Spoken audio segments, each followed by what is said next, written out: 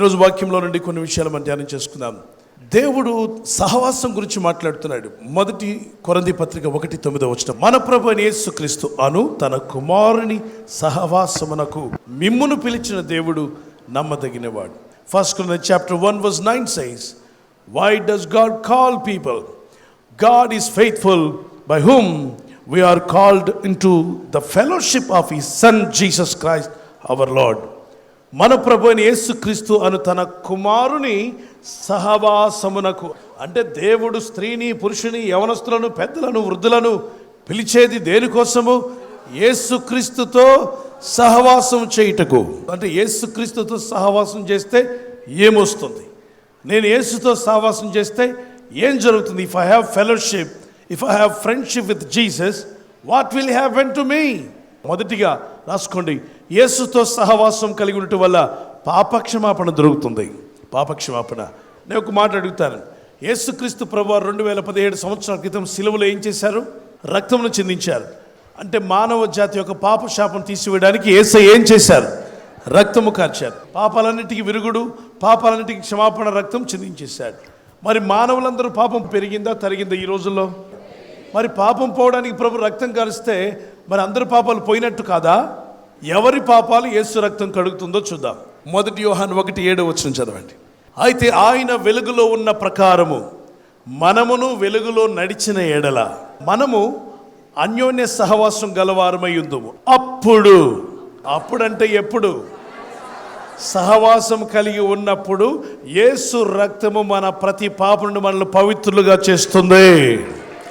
But if we walk in the light, yes, he is in the light, we have fellowship one with another. Jesus తో కూడా fellowship ఉంటుంది. And the blood of Jesus Christ his son cleanses us from all sin. When we have fellowship with him, that means whose sins the blood of Jesus Christ will cleanse? Only those who have fellowship with Jesus Christ. ఎవరి పాపాలు యేసు రక్తం కడుగుతుంది? ఆయనతో సహవాసం చేసిన వారి పాపాలు. చాలా మంది ఈ మధ్య డైలాగ్ నేర్చుకున్నాడు, యేసు రక్తం నా పాపాలు క్షమించాడు అన్నంటనే పోవు నాయనా. ఏం చేస్తే పోతాయి? సహవాసం. తర్వాత యేసు రక్తం నీ పాపాలు కడుగుతుంది. నీకు ఆయనతో సహవాసం చేయడానికి ఇష్టం లేకపోతే నీ పాపం ఒకటి కడగబడదు. నీ పాపం కడగబడాలని నీకు ఆశ ఉందా? పాపంతో సహవాసం మాని పాపాన్ని క్షమించి నిన్ను పరిశుద్ధంగా మార్చగల రక్షక నన్ను క్షమించమని ఆయనతో సహవాసం స్టార్ట్ చేయి. ఆయనతో ఫ్రెండ్షిప్ స్టార్ట్ చేయి. అప్పుడు ఆయన రక్తం నిన్ను పరిశుద్ధంగా మార్చి, పవిత్రులుగా మార్చి, రక్షణ ఆనందంలోకి నడిపిస్తుంది. When you have friendship with Jesus only, your sins can be cleansed. If you don't like to have friendship with him, then nothing, your sins will not be forgiven and your sins will not be washed away. Even the blood of Jesus is ready, but he doesn't cleanse your sins. So in order to receive clean heart, you need to have friendship with Jesus Christ. ఎఫెసీ 1:7, ప్రకటన 1:5-6, యెషయా గ్రంథం 1:18-19, యెషయా 53:4-5-6, 1 కొరింథీ 15:3, 2 కొరింథీ 5:21, ప్రకటన 1:5-6, ప్రకటన 7:14-16 వరకు, ప్రకటన 22:14-15 ఆయన రక్తంతో మనం ఉదక స్నానం చేయబడతాం. ఎఫెసీ 5:27-30 వరకు ఆయన వాక్యంతో ఉదక స్నానం చేయబడతాం, క్లెన్స్ చేయబడతాం. రెండవదిగా యేసుతో సహవాసం చేయడం వల్ల నాకు కలిగే ప్రయోజనం ఏంటి, మీకు కలిగే ప్రయోజనం ఏంటి? వాక్యం సెలవిస్తుంది.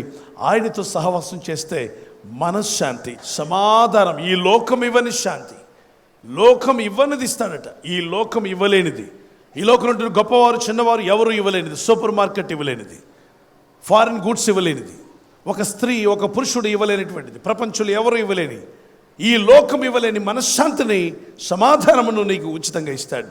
యోహాన్ 14:24-27 వరకు, ఈ లోకం ఇవ్వని శాంతిని నేను మీకు ఇస్తాన్నాడు. అది యెషయా 26:3 ఎవని మనసు ఆయన అనుకుంటుందో వారిని పూర్ణ శాంతి గలవానిగా నేను కాపాడుతున్నాడు. ఒకసారి ఆ మాట చదవండి.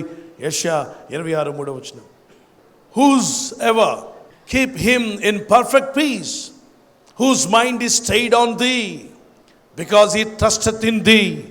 Whosoever mind stayed on the Lord Jesus Christ, they will have what? Perfect peace. So many people ask, చర్చికి వెళ్తూ యేసు ప్రభు నమ్మిన వాళ్ళు ఎందుకు మందు తాగడం మానేశారు? మందు దాకుండా ఉండలేరే. చైన్ స్మోకర్ ఎలా మానేశాడు? ఈ ఖైనీ టొబాకో వాడుతున్న వ్యక్తి ఎలా మానేశాడు? ఈ చెడు పనుల్లో తిరుగుతున్న ఈ పురుషుడు ఈ స్త్రీ ఎలాగా చెడు పనులను మానేశారు? క్లబ్బు పబ్ అంటే ప్రాణం అనుకునే వాళ్ళు ఈ క్లబ్బు పబ్ ఎందుకు మానేశారు? ఎందుకు మానేశారు? వాళ్ళకి అర్థం కావట్లా. అంటే ఒకప్పుడు యేసుతో సహవాసం లేనప్పుడు అదే సమాధానం అనుకున్నారు, అదే ఆనందం అనుకున్న లైఫ్ స్టైల్, అదే జీవితం. అంటే పబ్బులో క్లబ్బుల్లో ఎగరడము, డ్యాన్స్ వేయడము, మరి రకరకాల పాటలు పాడడము, అరుపులు కేకలు, తిండి, వస్త్రాలు, మోహపు చూపులు, వార చూపులు, పాపం వ్యభిచార చూపులు, వ్యభిచార తలంపులు, ఇదే ఆనందం అనుకున్నారు, అదిలోనే సంతోషం వస్తుంది అనుకున్నారు. కానీ ఒక రోజున యేసును కలిశారు, యేసు వాక్యమును విన్నారు, వారు మనసును యేసు మీద పెట్టారు. వెంటనే ప్రభు వారిలోకి ఏం రిలీజ్ చేశాడు? ఈ లోకము, క్లబ్బు, పబ్బు, మనుషులు, స్త్రీ, పురుషులు, హీరోలు, హీరోయిన్లు ఎవరు ఇవ్వలేని మనశ్శాంతి, పర్ఫెక్ట్ పీస్ వారిలోకి దేవుడు పంపించాడు. ఎప్పుడైతే పర్ఫెక్ట్ పీస్ వచ్చిందో మందు మీద విరక్తి కలిగింది, తిరుగుడు మీద విరక్తి కలిగింది, పాపం మీద అసహ్యం వేసింది. వాటన్నిటికి గుడ్ బై చెప్పి చక్కగా దేవునిలో ఆనందించడం ప్రారంభించారు. It is the truth, because God will give you perfect peace when you have fellowship with him. Job chapter 22:21 onwards. ఆయనతో సహవాసము చేసిన ఎడల నీకు సమాధానము కలుగును. ముందేం కలిగింది? సమాధానము. తర్వాత రాసుకోండి, మూడవదిగా మేలు కలుగుతుంది. ఎలా మేలు కలుగుతుంది? సామెత 8వ అధ్యాయం తీసుకురండి. Proverbs 8:34-36. అనుదినము నా గడప యొద్ద కనిపెట్టుకుని, నా ద్వారబంధముల యొద్ద కాచుకొని, నా ఉపదేశం వినువారు ధన్యులు.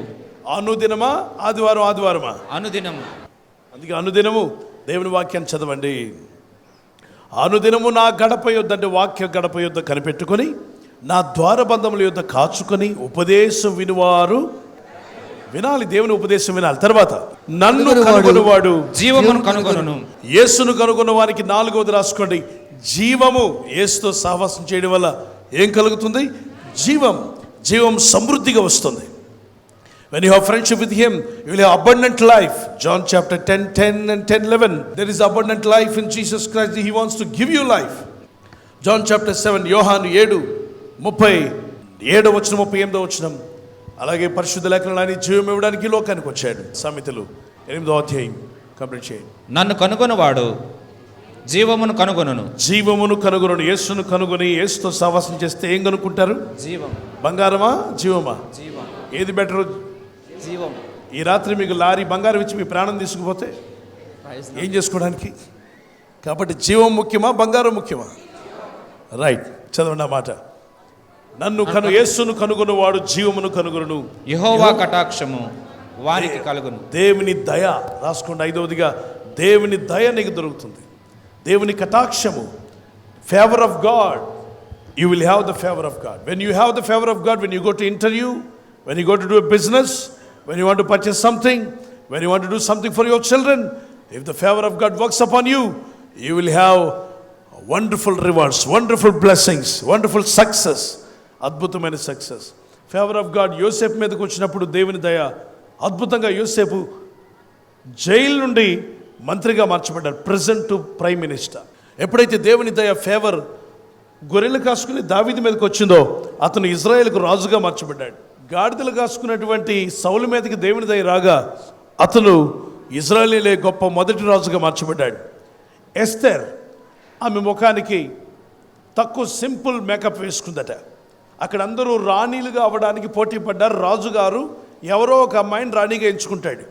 రాజుగారు వస్తున్నారు, అందరూ తల్లిదండ్రులు మా కూతురునే రాణిగా ఎంచుకోవాలి రాజు అని అందరూ ఎదురు చూస్తూ అమ్మాయిలకు అన్ని రకాల హంగులు దిద్ది అక్కడికి పంపించారు. రకరకాల రంగులు కొట్టుకొని రకరకాల అలంకరణ చేసుకొని అందరూ చూస్తుంటే ఈ రాజు బయలుదేరి వస్తున్నాడు. అక్కడ ఒక అమ్మాయి, తల్లిదండ్రులు లేని అమ్మాయి, వాళ్ళ పినతండ్రి తీసుకొచ్చి అక్కడ పెట్టాడు. ఆమె భక్తుని యొక్క కుమార్తె, భయభక్తి కలిగినటువంటి యూదుల యొక్క బిడ్డ, ప్రార్థనా పర్రాలు, తల మీద ముసుగు వేసుకుంది. ఈ రాజు నన్ను కోరుకుంటే ఏంటి, కోరుకోపోతే ఏంటి, దేవుడు నన్ను కోరుకుంటే చాలు, దేవుని చిత్తం జరుగునుగాక. మరి మా చిన్నాన్న ఇక్కడ తీసుకొచ్చాడు కాబట్టి అయితే రాణిని అవుతాను, లేకపోతే ఇంటికి వెళ్ళి దేవుని పనిలో ఉంటాను అనుకుని అక్కడికి వెళ్ళింది. అందరూ ఎక్కువగా అలంకరించుకుంటే ఆ అమ్మాయి మాత్రం తక్కువ అలంకరణ చేసుకుందట. అంటే చేసుకుంది, ఏదో కొంత అలంకరణ ఉంది, మరీ అసలు లేకుండా వెళ్ళలేదు, కొంత అలంకరణ చేసుకుంది, తప్పేం కాదు. లైట్గా అలంకరణ చేసుకుని వెళ్ళిందట. వెళ్ళి ఆమె అక్కడ ముసుగు వేసుకొని అక్కడ కనిపిస్తూ ఉంది. సగం ముఖమే కనబడుతుంది, పూర్తిగా ముఖం కనబట్టలేదు. సింపుల్గా వేసుకుంది. మిగిలిన వారందరూ కూడా ఇక ఈ లోకంలో ఎవరు లేనంతగా వారు ధరించుకున్నారు, రకరకాలుగా వేసుకున్నారు. అందరూ నన్ను చూడు రాజా, రాజా నన్ను చూడు అంటున్నారు. ఈలోగా రాజుగారు అక్కడికి నడుస్తూ వచ్చినప్పుడు ఆయనకు అనిపించిందట, ఈ విపరీత సోకు చేసుకున్న వీళ్ళ రాణిగా చేస్తే దేశం అంతా పాడైపోతాయి, కాబట్టి నేను రాజును కాబట్టి రాజుకు తగినటువంటి అమ్మాయి ఉండాలి. ఆ రాణి ఎలా ఉండాలంటే తగు మాత్రము, లిమిటెడ్గా, మరి ఓవర్ యాక్షన్ లేకుండా చక్కగా ఉన్నటువంటి కుమార్తె అయితే, ఆమె రాణి అయితే దేశంలో ఉన్న స్త్రీలంతా బాగుంటారని చూశాడట. సింపుల్గా ఉన్న అమ్మాయి ఎవరని చూస్తే దేవుని దయ ఎస్తేరు మీదకి వెళ్ళిందట.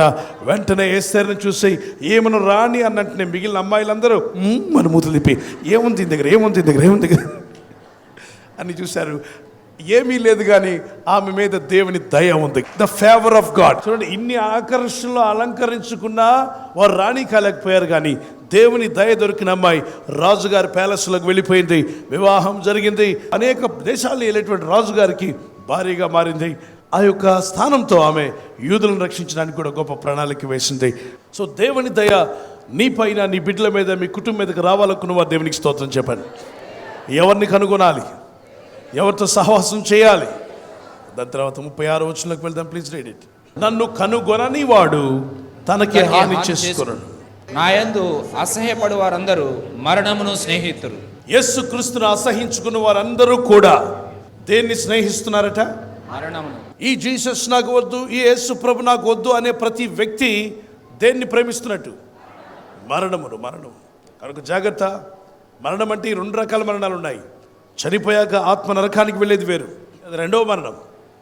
మరి యేసు ప్రభు నమ్మనటువంటి వాళ్ళు, క్రీస్తు రక్తంలో కడగబడినటువంటి వారు, వారు రెండవ మరణాన్ని తప్పించుకోలేరు అని వాక్యం చెప్తుంది. ప్రకటన 21:8 వచనం. కనుక ఈరోజు క్రీస్తు ప్రభుని ప్రేమిస్తున్న మనమంతా రెండవ మరణాన్ని తప్పించుకునే కృప మనకి ఇచ్చినందుకు రాసుకోండి. రెండవ మరణం తప్పించబడుతుంది. ప్రకటన 21:8 వచనాన్ని చూద్దాం ఫ్రీగా. You will understand the truth. వారును, అవిశ్వాసులను, అసహ్యులను, నరహంతకులను, వ్యభిచారులను, మాంత్రికులను, విగ్రహారాధికులను, అబద్ధికులందరూ అగ్ని గంధకములతో మండు గుండములో పాలు పొందురు. ఇది రెండవ మరణం. ఇది ఎన్నో మరణము? రెండవ. దీన్ని తప్పించుకున్నటకు ఆయన రక్తంతో మనం కడగబడాలి. 7వదిగా పరలోక రాజ్యంలో స్థానం మనకు కల్పిస్తాడంట. ఎక్కడ స్థానం? మీకు బెస్ట్ ఫ్రెండ్ ఉంటే మీ ఇంటికి రమ్మంటారా లేదా? యేసు ప్రభుతో బాగా ఫ్రెండ్షిప్ మనకు ఉందంటే, డాడీ యేసయ్య మనల్ని తన ఇంటికి తీసుకెళ్తాడా? మీ ఫ్రెండ్నే మీ ఇంటికి రానిస్తే యేసయ్య ఫ్రెండ్ని యేసయ్య ఇంటికి రానివ్వడా? సో మనం ఆయన ఇంటికి వెళ్తామన్న ధైర్యం ఎప్పుడు వస్తుందంటే ఆయనతో సహవాసం చేసినప్పుడు, when you have friendship. So దేవుడు మనల్ని, మానవులను ఎందుకు పిలిచాడంటే ఊరికే పరలోక రాజ్యం రావడానికి కాదు. భూమి మీద ఉండగానే ఎవరితో సహవాసం చేయాలి? యేసయ్యతో. అయితే కొందరు సహవాసం వదిలేయాలి. లోక స్నేహం వదిలిపెట్టు, పాప స్నేహం వదిలిపెట్టు, లోక సంబంధమైన వ్యర్థమైన సహవాసాలు విడిచిపెట్టండి. లోక స్నేహము దేవునితో వైరమని రాయబడింది. యాకోబు 4:4 వచనం. లోక స్నేహము దేవునితో వైరమని మీరు వెరుగురా, అంటే దేవునికి విరుద్ధమట. కాబట్టి ఎవడు ఈ లోకంతో స్నేహం చేయగలనో వాడు దేవునికి శత్రువు. దేవునికి శత్రువు. ఇప్పుడు యేసు నమ్మి కూడా లోక స్నేహం బాగా ఉందనుకో, నీకు నువ్వు దేవునికి ఏమై ఉన్నావు? శత్రువు. నువ్వు వచ్చి ప్రార్థన చేస్తున్న జవాబు వస్తుందా? ఎవరైనా మీ శత్రువు వచ్చి మీరు ఏదైనా మిమ్మల్ని అడిగితే మీరు ఇస్తారా? ఇవ్వరు కదా. అలాగే దేవునికి నీకు శత్రుత్వం పెట్టుకొని నువ్వు ఎంత ప్రార్థించినా జవాబులు రావు. గనుక దేవునితో సహవాసం చేస్తూ ఏది అడిగినా జవాబులు ఇస్తాడు దేవుడు. ఆ మాట మరొకసారి గట్టిగా చదవండి. ఈ లోక స్నేహము దేవునితో వైరమని మీరు ఎరుగరా? కాబట్టి ఎవడు ఈ లోకంతో స్నేహము చేయగోరునో వాడు దేవునికి శత్రువగును. దేవునికి ఏమవుతాడు? శత్రువగు. దాని తర్వాత మాట, ఆయన మన యందు నివసింపజేసి ఆత్మ మత్సరపడునంతగా అపేక్షించునా అను లేఖనము చెప్పినది వ్యర్థమని అనుకొనుచున్నారా? నెక్స్ట్. కాదు గాని ఆయన ఎక్కువ కృపనిచ్చును. ఎక్కువ కృపనిస్తాడు. అందుచేత అహంకారులను ఎదిరించి, అహంకారంగా ఉండొద్దు. దేవుని దగ్గర అహంకారంగా ప్రవర్తించొద్దు. అందం ఉన్నా లేకున్నా, ధనమున్నా లేకున్నా, పేరున్నా లేకున్నా, పవర్ ఉన్నా లేకున్నా, అహంకారులను దేవుడు ఎదిరిస్తాడు. దీనులకు కృప అనుగ్రహించును. అని లేఖనం చెప్పుచున్నది. దీనత్వం కలిగి దేవునితో సహవాసం చేద్దామని వాళ్ళ చేతుల పైకి ఎట్టండి.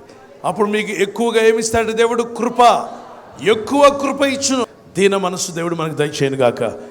ఎందరూ ప్రభుతో సహవాసం చేయాలనుకుంటున్నారు? Lift up your hand. Lord father in heaven, you call me to have friendship with your son Jesus Christ. I will do that lord. నేను ఆ పని చేస్తాను ప్రభు అన్నవారు మీ కుడి చేతిని పైకెత్తి ఒక మంచి తీర్మానంతో ప్రార్థన చేయి. పరలోక తండ్రి, నీ కుమారుడు యేసుక్రీస్తుతో సహవాసం చేయడానికి నన్ను పిలిచావు. నన్ను ఒట్టొట్టిగా పిలవలేదు ప్రభు. దేవా, నీతో సహవాసం చేయడానికి పిలువబడ్డాను. యేసయ్యా, నీతో నేను సహవాసం చేయడానికి పిలువబడ్డాను. Let me have friendship with you Jesus. నీతో సహవాసం చేసే జీవితాలు మాకు దయచేయి. Lord Jesus, touch your people, anoint your people my God. Pour out your Holy Spirit, my God. Fill with the power of the Holy Ghost. ప్రార్థించు సహోదర సహోదరి, ఆయనతో నువ్వు సహవాసము, ఆయనతో నడిచే జీవితం అడుగు. ప్రభు, నేను తాగుతున్నాను. Cry out to God. అయ్యా, నీతో నా సహవాసం, నీతో నా సహవాసం ప్రభు. నీతోనే సహవాసం చేసే జీవితాలు మాకు దయచేయి. పరిశుద్ధాత్మతో నింపండి మా ప్రభు. Jesus, touch them, Lord. Fill them with the Holy Spirit.